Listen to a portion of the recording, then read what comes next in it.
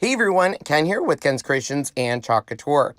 I'm so excited to bring you the second video in the homegrown chalk story collection. We're going to make this cute box frame with the garden word in it. Now we will be using the 6.5 by 18.5 box frame. These are double-sided, so we're going to use the side we haven't used. Now the garden portion of the watering can is what we're going to use, and this is great because it features the same font of the grow where you're planted. We'll use our multi-tool, small squeegee, and of course our fuzzing cloth.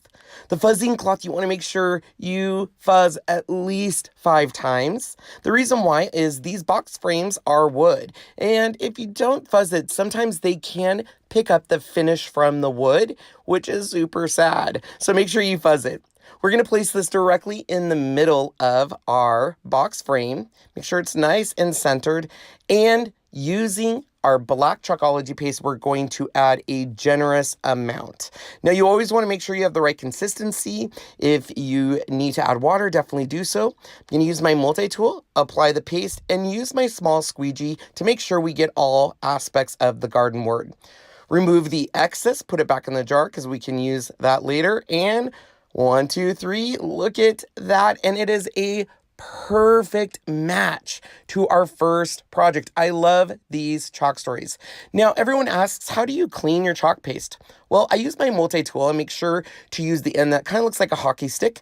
Make sure all the paste is removed. Use a wet wipe to clean around it, and then just add a couple squirts of water, close it, and you're good. Let's dry our project so it's nice and ready to be displayed, and look at that perfection. I love it, and look at it matches. I love chalk stories. It's great. Well, this is an amazing project, but we still have one more project to share with you.